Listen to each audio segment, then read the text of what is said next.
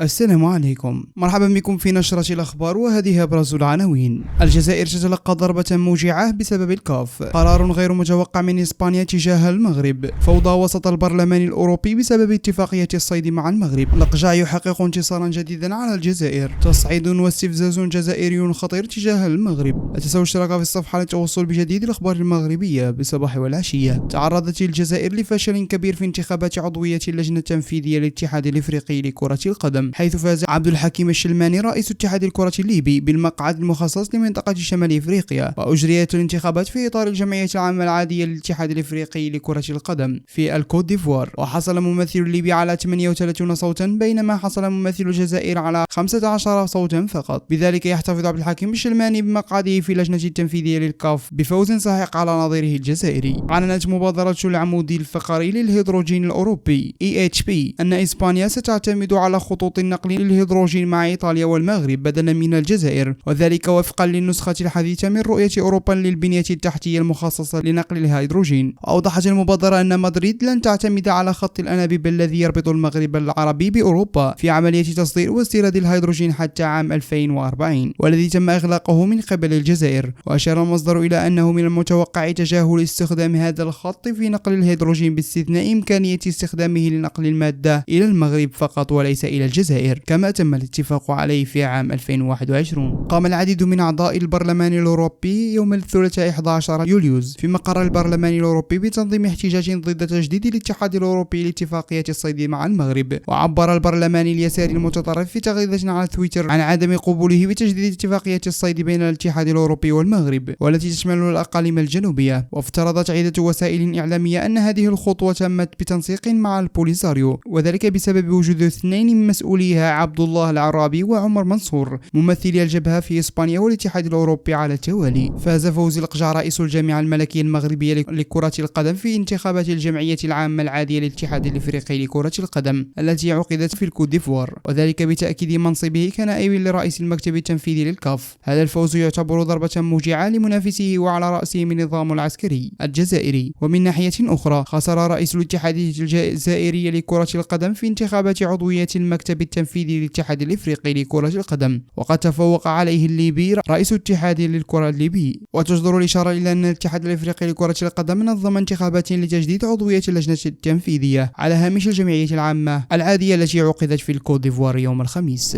قررت الحكومة الجزائرية إعادة فتح ملف الحدود المغربية الجزائرية، مخالفة بذلك اتفاقية تحديد الحدود بين البلدين. هذه الاتفاقية التي كانت محل تحفظات من جانب العديد من الأوساط المغربية، خاصة بما يتعلق بالصحراء الشرقية التي احتجزها الاستعمار الفرنسي وضمها لتراب الجزائري. ووفقا لتقرير جريدة العالم، قامت الحكومة الجزائرية بالبدء في استغلال بشكل رسمي منجم الحديد بغارج بيلات في منطقة تندوف، وهي منطقة تقع داخل الصحراء الشرقية التي يطالب المغرب بإعادة انتمائها وتضمينها في تراب المغربي. وقامت الحكومة الجزائرية بتنفيذ حيلة للاستفادة من هذا المنجم بالتعاون مع جمهورية الصين الشعبية في محاولة لإثارة إحراج للمغرب. وحسب الجريدة نفسها فإن الخرق السافر لاتفاقية مرتبطة بالاتفاقية الأم التي بقيت إلى حد الآن مرفوضة من طرف العديد من المغاربة يعطي الحق للمغرب في إلغاء اتفاقية رسم الحدود بين البلدين من جانب واحد، ما دامت الجزائر كانت سباقة إلى خرق الاتفاقية المرتبطة بها بشكل مباشر. ومن ثم المطالبة باسترجاع العديد من أجزاء تراب المغربي التي اقتطعتها السلطة الاستعمارية الفرنسية من المغرب وألحقتها بتراب الجزائري. إلى هنا تنتهي نشرة الأخبار، نلتقيكم في أحسن حال.